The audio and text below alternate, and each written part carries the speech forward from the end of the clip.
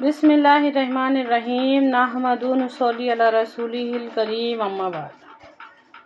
آج میں پوچھنا چاہتی ہوں ہدایت کی کتاب کو گمراہی کی کتاب سمجھنے والوں سے ہدایت کی کتاب کو گمراہی کی کتاب سمجھنے والوں سے پوچھنا چاہتی ہوں کہ ایسا کیوں؟ اگر آپ سے کسی نے کہہ دیا کہ قرآن ہدایت کی نہیں گمراہی کی کتاب ہے تو آپ نے مان لیا؟ اللہ نہ کرے اگر کوئی ڈاکٹر کس کو یہ بتائے کہ تم کو فلاں بڑی بیماری ہے، اللہ نہ کرے، لیکن تھوڑا سا سوچ کے دیکھو، غور کر کے دیکھو، بڑی بیماری ہے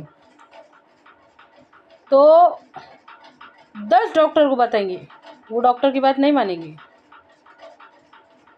اس کے پاس جاؤ گے، اس کے پاس جاؤ، اس کے پاس جاؤ کہ اس کے پاس جاؤ، یہ والے ڈاکٹر کے پاس جاؤ، وہ والے ڈاکٹر کے پاس جاؤ، نہیں، دل کو تسلی نہیں ہوگی نا، دل کو چین نہیں ملے گا۔ اتنی بڑی بات سن کے کہ قرآن ہدایت کی نہیں گمراہی کی کتاب ہے، اتنی بڑی بات سن کے آپ لوگوں کو چین کیسے آتا ہے؟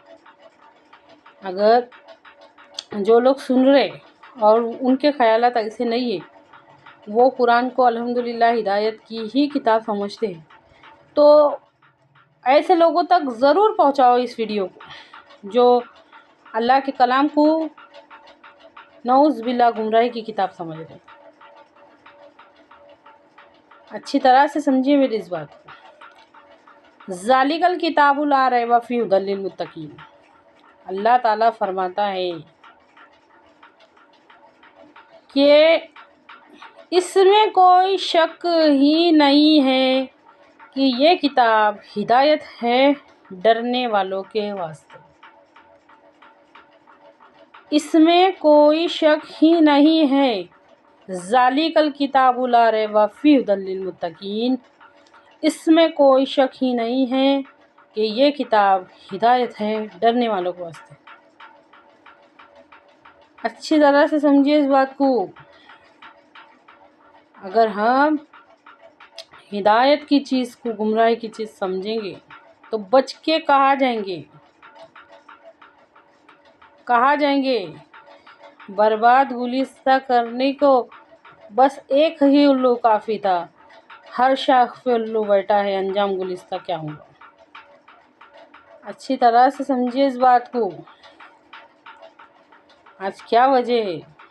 ہمارے نبی صلی اللہ علیہ وسلم کا ارشاد ہے کہ 3 شخصوں پر سے قلم اٹھا لیا گیا ہے۔ نمبر 1، سویا ہوا جب تک کہ جاگ نہ جائے۔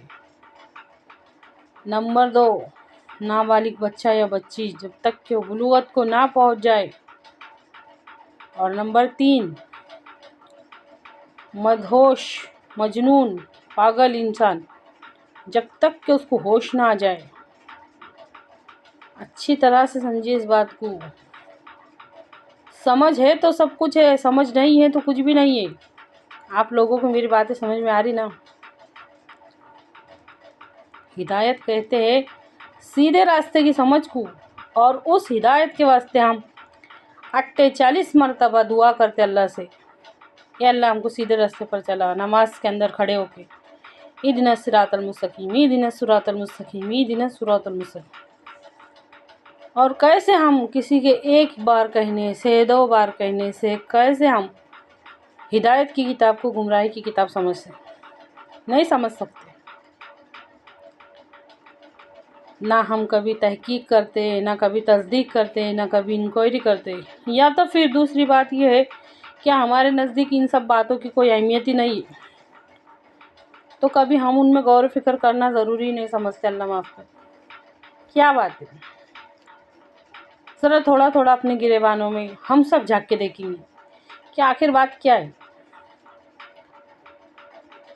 قرآن ہدایت ہے، قرآن نصیحت ہے، قرآن اللہ کے بندوں کو اللہ سے جوڑنے والا ہے۔